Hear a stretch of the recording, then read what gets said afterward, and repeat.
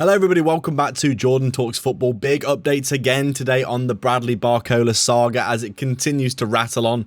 We can see here that Liverpool are closing in on the signing of Barcola. We've already seen him playing not 1 minute in the Super Cup against Aston Villa and seemingly hugging all the players goodbye afterwards as well. Also, PSG very obviously are moving in on their substitution targets, replacements, whatever you want to call them. We have got ourselves Ferran Torres, Mika Götze and Akliouche. Pretty much all confirmed now for PSG. 3 new forwards for them. They've already lost Gonzalo Ramos, Kang In Lee, and the reality is if they do lose Barcola as well, they will have 3 replacements for those players. It makes a lot of sense to me. It looks as though the Barcola situation is rattling on in the background. You can see here, we've also got a Nicolo Shearer update on Bradley Barcola getting close to Liverpool for around 125 million, which would be obviously fantastic for Liverpool. I think at this point, it makes a lot of sense, in my opinion, for Liverpool to just get the deal over the line. As we can see, this would immediately improve the squad as well. I think Kumas may well get promoted from the youth team, judging by how well he's been playing. And also, you can see here, if Barcola came in, this would be really excellent. We are seeing reports that Gakpo could potentially leave if Barcola comes in, and that would also make up another free spot in the squad. Maybe we could see Ibrahim Mbaye come in as well from PSG, who has also been linked in recent days. I think Liverpool are clearly working on some deals here furiously in the background as well. But the Barcola situation, as we can see here, looking like it is coming to fruition. PSG making progress on a deal for Ajax winger Mika Götze, who is a left winger, by the way. And they're preparing to let Bradley Barcola leave. The price will come down once they do sign their replacements. So I think the reality is, obviously, Liverpool have been talking every single day with PSG about Barcola and getting a deal done for him. And I think the reality was they were keeping the price insanely high because they were waiting to get their replacements in. And then every time they got a replacement in, I think the price was lowering down.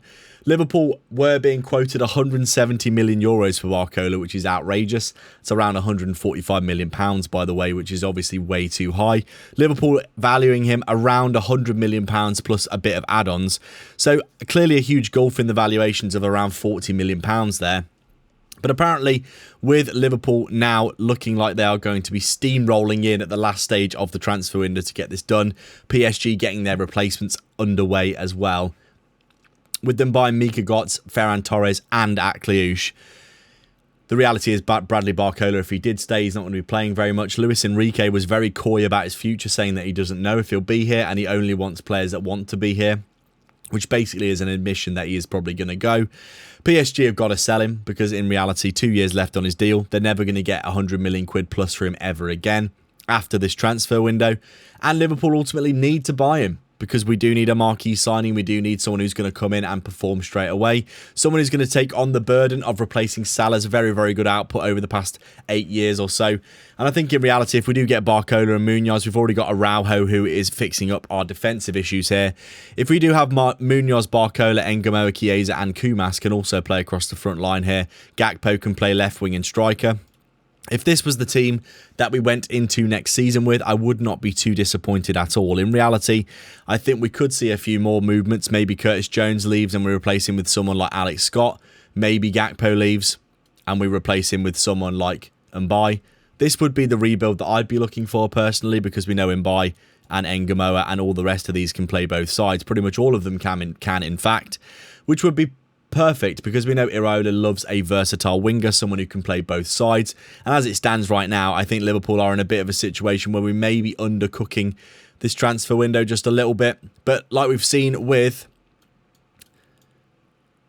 N'Gomao putting him back there. As we've seen with Araujo, there are deals going on in the background that clearly no one is privy to because not a single journalist knew that Araujo was contacted by Liverpool until it was done. And then Fabrizio Romano comes out with an exclusive saying Araujo accepted terms done, bang, sorted. Nobody knew this was happening, not a single rumour. I did not see a single rumour from anybody about that Araujo deal. And it's clear to me that Liverpool are probably working on a few deals like that in the background that no one's privy to. And I think in reality, if there are some exits, there will be people that are lined up and ready to come in to replace them, in my opinion. Over the final 2 weeks of this transfer window, we are 8 days away from the season starting now. And I think Liverpool in reality still need to buy Barcola and another winger. And probably we could end up seeing Jones leaving to Inter Milan according to reports. in which case we could get Alex Scott, Adam Morton, someone like that in there, which would, in my opinion, be fantastic. You can see here, there are still a lot of available options on the market here that could go to other clubs. It looks like we've got Araujo here, so the reality is all of these centre-back options, and Jed Spence has now gone to Inter Milan. So let's get rid of Spence. He's gone now. But all of these other options are still available. Yankuba Minter for 60 or 70 million is a right-wing option as well. For Liverpool here in the Barcola saga, I do think this Barcola deal gets done. I've been saying this for weeks. The reality is Liverpool need him. Barcola wants the move. The green light is there. And PSG need to sell him, really, or they're not going to get anywhere near as much money for him. They've got their replacements now, so all that is left is for Liverpool to go back in with what would probably be £110 million up front, and then maybe 20 or 30 million pounds of add-ons if we win the Premier League, Champions League, and get the deal done.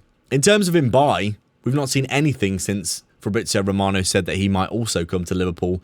Apparently, according to what we've been seeing here, considered too expensive by Liverpool, but PSG agreed a €40 million deal for him, but he didn't go there. And as it stands right now, apparently Liverpool being quoted much higher prices for him than other teams have been. I've been seeing things recently over the past few days that Liverpool are being quoted 50 or 60 million pounds for Mbaye, whereas other teams are being quoted 35 million pounds maximum, 30 million pounds in some cases.